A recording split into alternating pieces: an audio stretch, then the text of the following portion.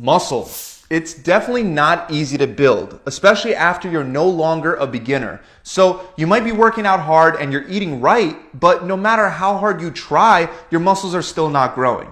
This is a common problem faced by many guys that work out a lot but hardly experience any results, even if their workouts are already challenging. And really, it comes down to 8 key reasons why you're trying so hard but not seeing much growth. Starting first with a very common training mistake, and that's not training each muscle often enough. A survey of 127 competitive male bodybuilders found that more than 2/3 of them trained each muscle group only once per week.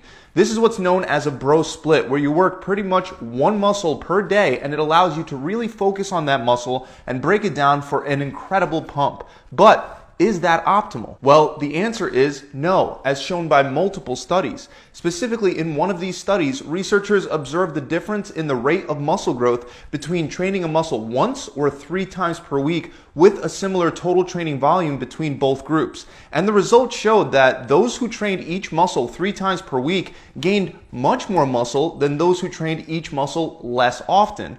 In another study, participants either performed all their weekly exercise volume in one giant full body workout, or they spread out the same training volume, so they did the same amount of sets and reps, but they divided that volume into 3 smaller full body sessions. And once again, those who trained more often gained significantly more muscle. The once a week subjects increased their lean body mass by only 1%, while those that trained each muscle 3 times per week gained 8%. And like I said, many other studies also show similar results. One reason why it's better to train each muscle more often than once a week is because if you do a ton of sets and reps all within one day, you'll inevitably have lower quality sets. After you've done a few heavy sets for a specific muscle, the amount of force you'll be able to produce during later sets will decrease significantly. On the other hand, if you spread that volume out over the week, you'll be able to perform better for each set because you'll be less fatigued. Another reason why it's better to train your muscles at least 2 times a week is because protein synthesis generally only stays elevated for about 72 hours after workout. So if you're training each muscle only once every 7 days, you'll only trigger growth for up to 72 hours that week, and during the other 96 hours of the week, you'll miss out on gains. Now, another not so commonly known reason why you're not building muscle is because you're not consuming enough cholesterol. That's right, not consuming enough cholesterol can definitely slow your gains. A 12-week long strength training study found a linear dose-response relationship between dietary cholesterol intake and lean body mass gains, or in other words, muscle growth.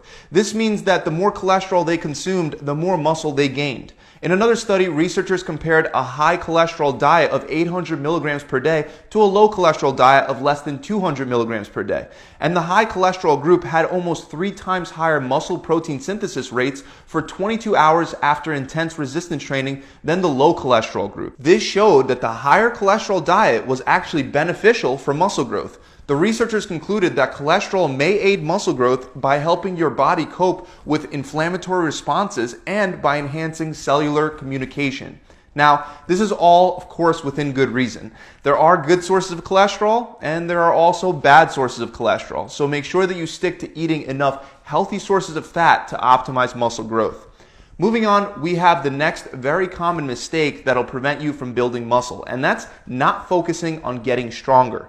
The most important training principle for gaining muscle, guys, is that you must expose your muscles to a level of stimulus that they're not yet accustomed to. This is known as progressive overload, and while there are many ways to do this, the most effective way is by lifting heavier weights over time. And that's because there's a very close relationship between strength and size. For example, in Olympic weightlifters, there's an extremely tight relationship between fat-free mass, or in other words, muscle mass, and performance. And in powerlifters, the relationship is even stronger, within an 86 to 95% correlation between a lifter's muscle mass and their strength and performance in the key power lifts like squats, deadlifts, and bench press. So that's almost 100% correlation, which would mean muscle mass and strength are essentially almost the same. The bottom line is that if you want to gain muscle, your main focus during your workouts should be on getting stronger. If you do this, you will gain muscle over time. The next reason why you're not gaining muscle is that you're not doing enough training volume. Now, there are many ways that you can describe training volume, but the most useful way is as set volume, which refers to the number of sets you do per muscle group. If you're not gaining muscle, it may be because you're not doing enough training volume, since there's a clear dose-response relationship between training volume and muscle growth. This means that the more volume you do, the more you grow. We can see this in a meta-analysis that found that doing multiple sets per exercise led to 40% more muscle growth than doing only one set per exercise. The study also found that doing 4 to 6 sets per exercise was superior to 2 to 3 sets, and 2 to 3 sets was better, of course, than only doing one set. On top of that, a 2018 study compared the results of men that did either 1, 3, or 5 sets per exercise over the course of 8 weeks. This led to a total weekly number of sets per muscle group of 6 and 9 sets for the 1 set group, 18 and 27 sets for the 3 set group, and 30 and 45 sets for the 5 set group. All sets were also taken to failure regardless of the group. And sure enough, once again, there was a clear dose-response relationship that showed that higher training volumes led to significantly greater muscle growth. The researchers concluded that muscle hypertrophy follows a dose-response relationship with increasingly greater gains achieved with higher training volumes. Now, it's important to note that more isn't always better. If you don't recover well from your workouts, you can start overreaching or even end up in an overtrained state, which hurts your progress rather than helps it. However, it is beneficial to raise training volume slightly over time, especially if your progress has started to stall. As a rule of thumb, if you recover well between your workouts but you're not making any gains, try to slightly increase your training volume. If after incorporating more sets you don't notice any muscle growth and you find it much harder to recover fully between workouts, then you can always reduce total training volume back to where it was. But if you do make good progress and after a week or two of adapting, you find that you're recovering just fine between your workouts, then maintain your current training volume for some time and then continue trying to slightly increase it. Another reason why you're not growing is because you're overdoing cardio. A 2012 meta-analysis found that adding cardio to a resistance training routine reduced muscle growth effect size by 39%. Although it is important to note that most of this reduction in muscle growth affected the lower body and not the upper body. But regardless, the reason why cardio hurts muscle growth is because not only does it take away from your calorie surplus that you need to be in for muscle growth, but it also reduces mTOR activity. mTOR is an enzyme that's crucial for muscle growth. At the same time, cardio also increases the catabolic enzyme AMPK, which is very bad for muscle growth. On top of all that, adding cardio to a resistance training plan can also reduce strength and performance. That's because cardio causes unfavorable muscle fiber changes, it lowers muscle activation speed, and reduces your body's glycogen levels. As a result of all this, you won't be able to use the same amount of weight as you otherwise could, which means you can't provide an optimal amount of stimulus on your muscles to get them to grow. Now, besides all these training mistakes that you might be making, you're probably also making 1 or 2 diet mistakes as well. Starting first with not being in a calorie surplus. While you can build muscle in a calorie deficit in some scenarios, mostly when you're a beginner, if you want to optimize growth, you need to be in a calorie surplus. Being in a surplus is beneficial because it triggers physiological changes that aid muscle growth. Examples of this include raising testosterone and IGF-1 levels while simultaneously lowering cortisol. These changes to your hormones increase muscle protein synthesis while reducing muscle protein breakdown, which simply means that it stimulates muscle growth. Now, it's important to keep in mind that a larger calorie surplus isn't always better. For example, I've mentioned in the past that there was a 12-week study that compared muscle and strength gains among athletes who ate either a small calorie surplus or a much larger one with 600 extra calories. While both approaches cause the same amount of strength and muscle growth, those who ate a small surplus packed on 5 times less fat than those who ate an extra 600 calories. The point is that you only need a small calorie surplus to optimize muscle growth. Anything above that doesn't seem to cause faster growth, and instead it only causes excessive fat gain. As a rule of thumb, a small calorie surplus of around 4 to 8% above maintenance is a great way to stay lean while bulking.